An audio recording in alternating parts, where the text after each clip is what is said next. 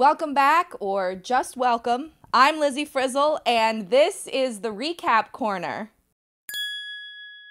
After premiering just a few weeks ago, Farmer Wants a Wife is already delivering reality TV greatness. Last episode featured what are sure to be some of my favorite moments from this season, like Farmer Hunter bringing Sydney to stargaze in a field without any visible stars, and Cassidy Joe insulting an entire category of people, divorced ones, when she asked Farmer Alan if he tried before ending his marriage.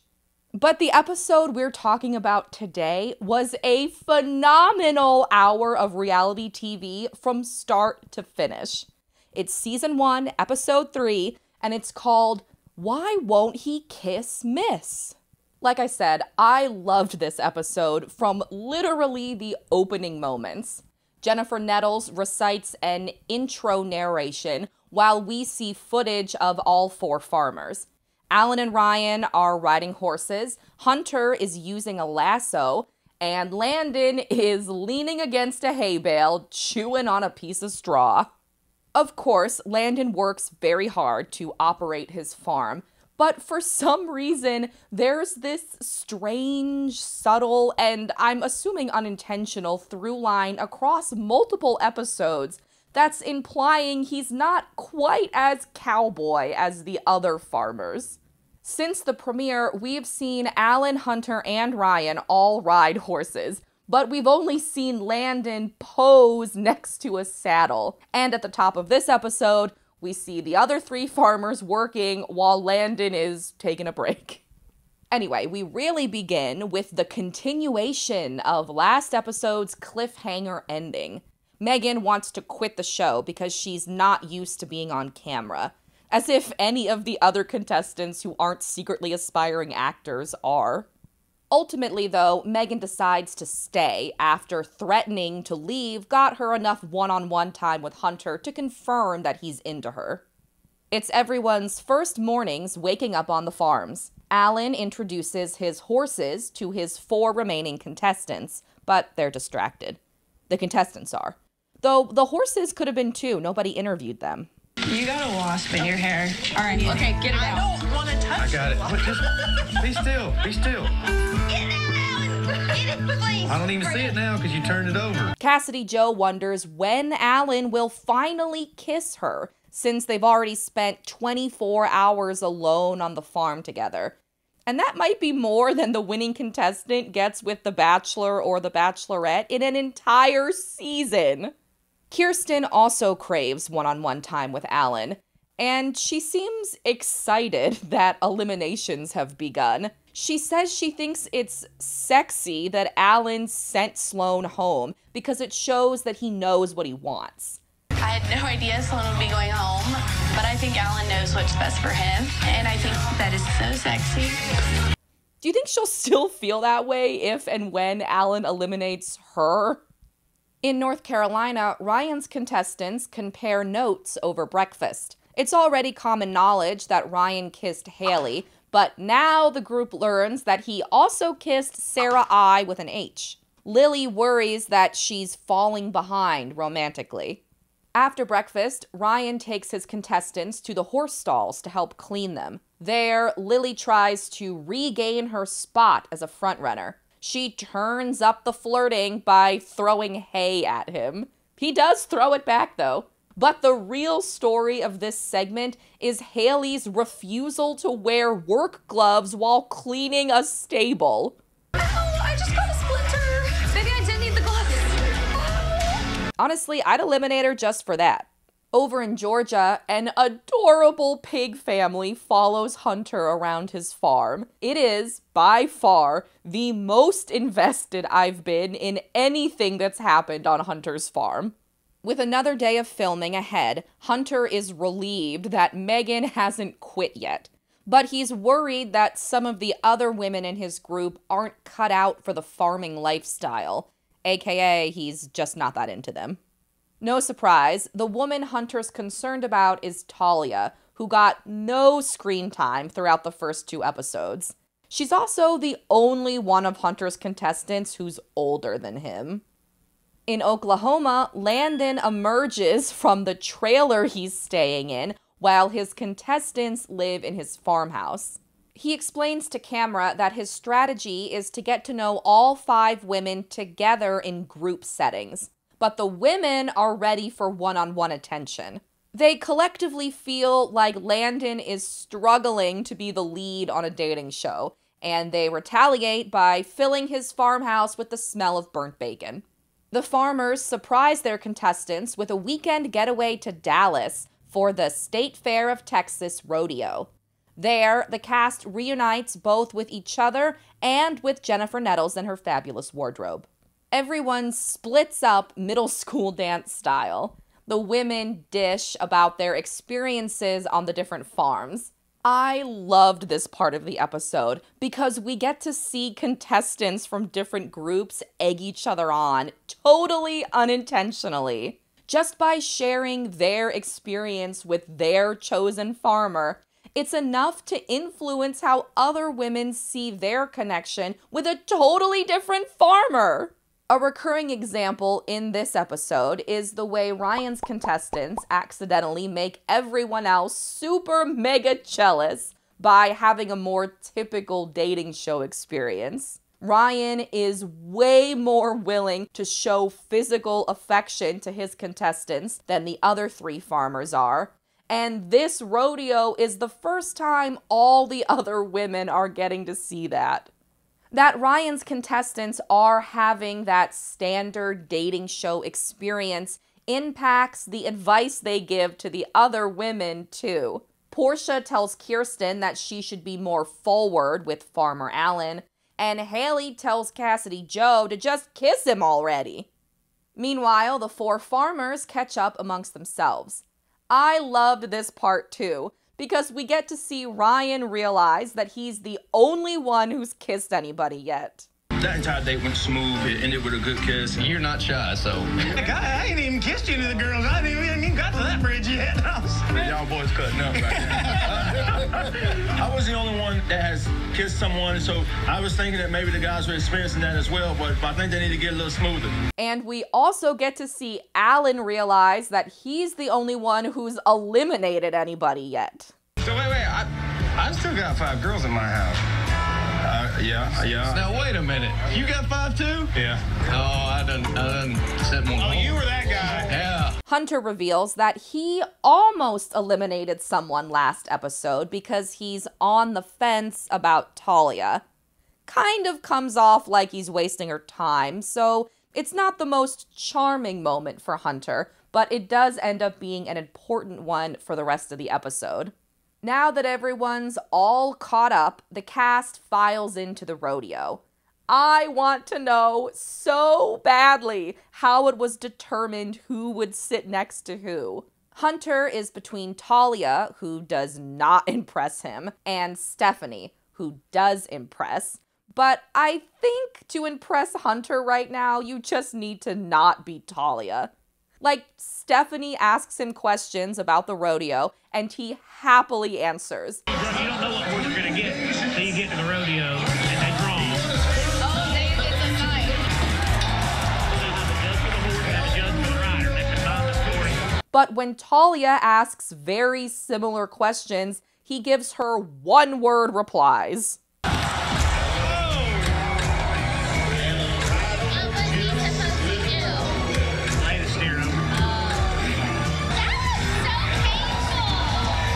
Alan sits in between Kelsey and Rebecca, Landon is in between Kylie and Nicole, and the Sarahs are on either side of Ryan. But it's Lily who steals his hat, a classic flirting move that I myself may have even employed a time or two in my younger years. After the rodeo, the cast gathers at a bunch of picnic tables for an evening of drinking. This seems to be the first time that the alcohol is freely flowing. How will it affect everyone? In the case of Farmer Allen, it makes him very enthusiastic about cheersing to the state of Texas. Cheers to what? Cheers to Texas. Texas. To Texas. As for the contestants, they start jockeying for a few precious private moments with their preferred farmers. Devon kicks it off by asking Hunter for a solo chat, but the other three groups take it from there, especially Alan's. He asks Kelsey to talk alone. While they're away, his other three contestants have a talk of their own. Well, I'm happy for Kelsey. I've been seeing like a little bit of a spark, I feel like, between Kelsey and him. That kind of hurt my feelings a little bit. Becca, you just said that about Kelsey and... Oh, I'm just telling the truth. This was another of my favorite moments in the episode because it's when Kirsten fully emerges as an erratic villain. And to clarify, I only mean that in the context of the character she's being presented as on this TV show. I'm not speaking about her personally. And I also mean erratic villain as a compliment, because a lot of times they're the most entertaining cast members. In this scene, Kirsten is inspired by Portia's earlier advice to be more forward, and she's also panicked by Rebecca's comment about Kelsey and Alan's connection. As a result, she interrupts Kelsey and Alan's one-on-one conversation and asks to steal Alan away. But really, Kirsten just takes Kelsey's place at the table because the cameras can't move to a new one-on-one setup. Later, Alan's interactions with women continue to go awry when he spends some solo time with Cassidy Joe, who, like Kirsten, is influenced by a conversation she has with another Farmers contestant earlier in the episode. As soon as she learns that Haley kissed Ryan during the same 24-hour date she had with Alan, Cassidy Joe is determined to become Alan's first contestant kiss. Problem is, when she tells Alan that's her intention, he rejects her. Like, I don't really even know you. You know what I'm saying? Like, Okay, then I won't kiss you. just not yet. Honestly, no, I'm not feeling good. You gotta wonder if Cassidy Joe's aggressive approach is, at least in part, due to the fact that initially, back in the series premiere, Alan tried to eliminate her. My next favorite moment from this episode comes courtesy of Landon's group. His contestants' desire for one-on-one attention builds to a tense meeting between the women, with Zoe acting as representative, and Landon. Basically, his contestants are unionizing. Zoe explains that the women feel like they're all open to the dating show process. They're trying to have intimate conversations and share personal things about themselves. But no one feels like Landon is meeting them with that same energy in return. And Zoe may do all the talking in this scene, but we know other women share her feelings, because earlier Nicole expressed the same frustrations to like all of Ryan's contestants. As for Landon, he does probably the worst thing he could do, which is to handle the conversation defensively. I have wanted nothing more than to get to know every single person here. I try and pull off any chance that I can. Okay. So I am trying my damnedest. I know. Eventually, Zoe uses the conflict to remind Landon that he's yet to pull her for any one-on-one time. Logan suggests that they have one-on-one time now, and he and Zoe move like 5 feet away from the rest of the group. Like they're sitcom characters who need to have a private conversation, but in a way that doesn't require a new camera setup. The episode's not all bad for Landon, though. Later, he has a positive chat with Ashley L. about her family living only 3 hours from Landon's farm. The best part is that the audience finally knows one fact about Ashley L., even if it's more about her geography than it is her. So at this point, we haven't seen much of Hunter since he went off with Devon, and I guess the rest of his contestants haven't either. Talia is fed up, as it's become clear that Hunter is investing more time in all the other women than he is in her. She jolts up from a picnic table and storms off. I thought we were about to see our second interruption of the episode, but it turns out Talia just walks like a few feet away from the picnic table and just stands there. Later, after politely waiting for Hunter to finish his drink, Talia finally gets a chance to talk to him. Immediately, she asks if he's even into her, like, at all. And though she has to draw it out of him, eventually Hunter admits that they're past the point of connecting romantically. But did that point ever even really exist for Hunter? He seemed downright inconvenienced by her presence. In this scene, her elimination, he can't even be bothered to hug her goodbye until Talia prompts it. Well, thank you. Nobody knows.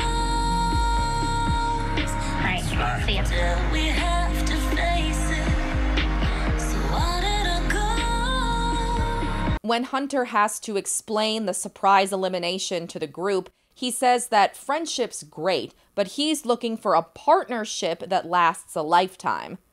So, like, does that mean Hunter talks to his friends in disinterested one-word answers? I felt pretty terribly for Talia throughout this episode. She's the only one eliminated, because there weren't supposed to be any eliminations. And one of the biggest storylines is about how she's unsure if Hunter likes her or is attracted to her. Meanwhile, we learn pretty close to the top of the hour that Hunter likes her so little, he almost eliminated her last time. In the most functional group, in Ryan's group, Ryan continues to shine as a dating show lead. He is not afraid to flirt with the women regardless of what other women might be watching. And unlike his fellow farmers, he's not afraid to kiss them either. After the rodeo, he steals Sarah I with an H to give her a rose and a kiss. It's the second time he's pulled her for a one-on-one moment in 2 episodes. And it's also the second time he thought they weren't on camera during it. I wanted to get you a rose. What's a rose? For what? And I wanted to keep it off camera, so I was like, Well, baby, it's on camera. Yes. Look. You got her a rose. The longing that Landon's group feels at seeing other contestants like Sarah I with an H get the affection they all desperately want is palpable. It's my last favorite moment of the episode, and not because of their misery, because a moment like that can only happen as a result of the 4-farmer format, which is a big part of how this show is trying to stand out. So it's really exciting to see it deliver. At the end of the night, and the episode, the farmers each choose one contestant to join them for the next solo date. But it's unclear exactly when or where these dates are happening, and it's honestly kind of a weak way to end an otherwise perfect episode. Regardless, Alan chooses Kelsey because their earlier conversation was interrupted by Kirsten. Though in response, Kirsten's undeterred. She just says she hopes she's next. I hope she's the next one eliminated because that would make this a great moment of foreshadowy editing. Next, Hunter chooses Stephanie, which we all knew was going to happen after he gave a random interview earlier in the episode about how great she is. Stephanie, in the short amount of time that we had, she just got that I don't know, there's just something about her. I'm just really looking forward to exploring. Then Ryan chooses Lily, who milks the moment by making him formally ask her on a date, even though that's what he already did by choosing her for the date. Lastly, Landon chooses Kylie, who's so shocked her hat blows away. So Miss Kylie, if you'd like to come back to the ranch for a date. I think my face said it all. Shock, surprise, excitement. Me personally, I'm not shocked he chose the contestant who called all the other women dramatic for having concerns about his approach to dating them. We see snippets of some of these solo dates in the trailer for the next episode.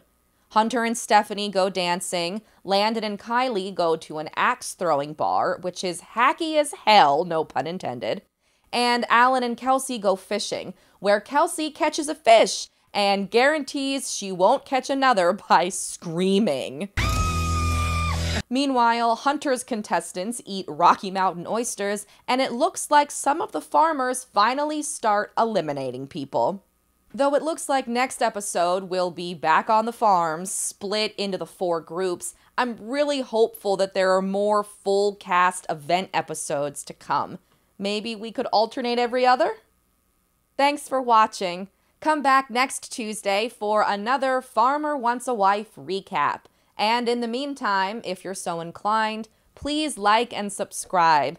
Thanks again, and thank you for 400 subscribers. Wow. See you next time. Bye.